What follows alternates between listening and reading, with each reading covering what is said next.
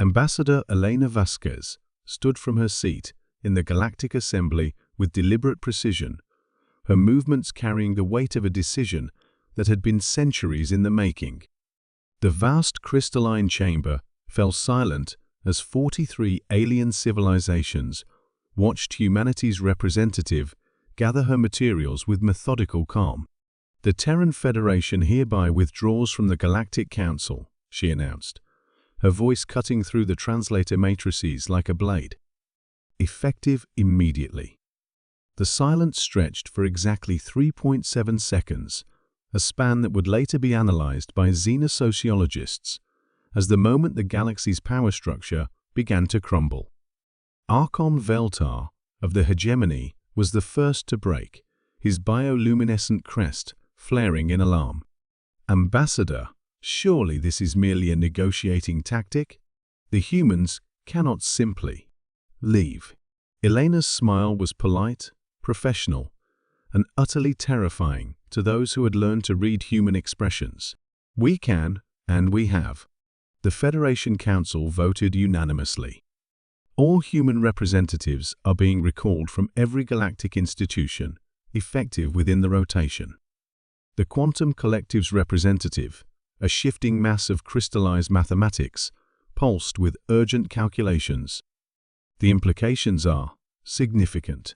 Humans comprise 23.7% of the galaxy's trade volume, 41.2% of technological innovation patents, and 67% of the peacekeeping forces, interrupted General Thaxora of the warlike Catherine, her battle-scarred carapace clicking nervously.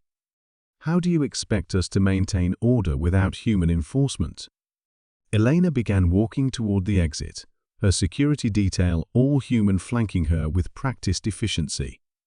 "That sounds like a you problem, General." The chamber erupted in chaos. Representatives from dozens of species began talking at once, their translator matrices creating a cacophony of overlapping protests. But Elena continued her steady pace toward the massive doors, each step echoing like a countdown to catastrophe. "Wait!"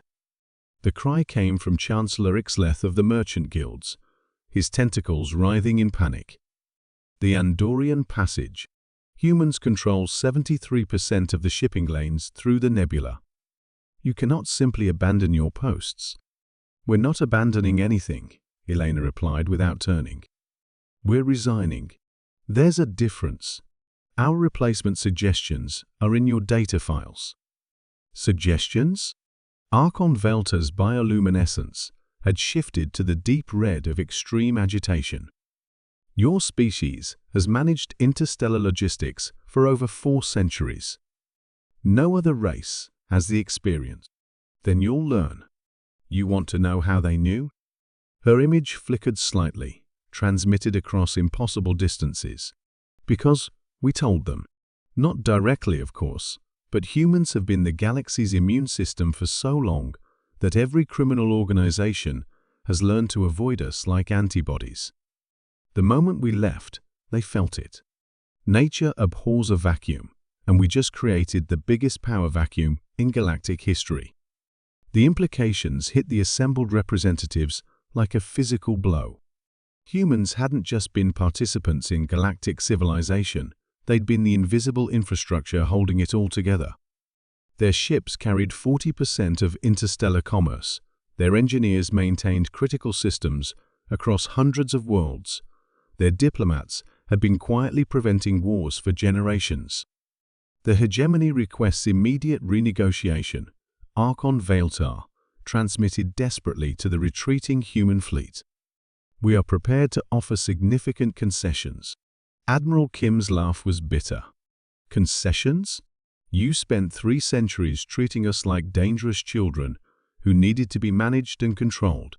You passed the Sapience Oversight Protocols specifically to limit human expansion. You created the Cultural Contamination Prevention Acts to stop us from infecting other species with our ideas. And now you want us back?" The transmission cut out, leaving the galaxy's leaders staring at empty screens. Within a week, the true scope of humanity's withdrawal became clear. It wasn't just military and logistical, it was comprehensive. Human artists withdrew from the galactic cultural exchange programs, causing a creativity drought that rippled through dozens of species. Human scientists stopped publishing in cross-species journals, slowing technological advancement to a crawl. Human traders closed their markets to alien goods, triggering economic collapse in 17 systems. Most devastating of all, human entertainment disappeared from galactic networks. The addiction to human music, movies, and games had become so widespread that entire alien cultures went into withdrawal. The melodic sisterhood of Vega actually declared a state of emergency when their supply of human jazz recordings was cut off. But perhaps the most telling moment came when the quantum collective's vast computational matrix began producing error cascades. Their mathematical consciousness had become so dependent on human intuitive leaps to solve complex problems that without human input, their logical processes started eating their own tails in infinite loops. "We need them back," Chancellor Ixleth admitted during a closed session of the remaining council members. Not as junior partners or probationary members. As equals.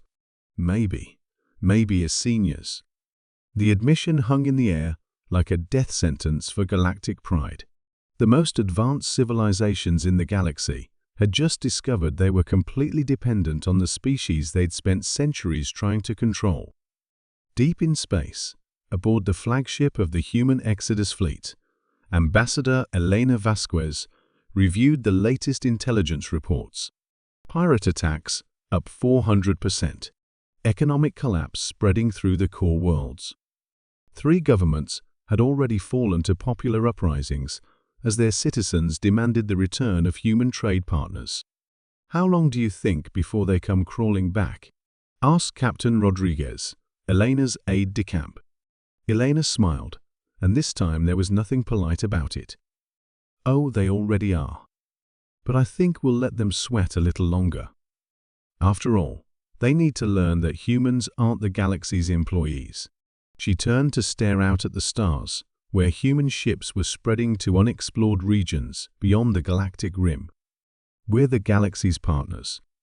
And partners get to set their own terms." Behind them, the galaxy burned in the fires of its own making, finally learning the true cost of taking humanity for granted.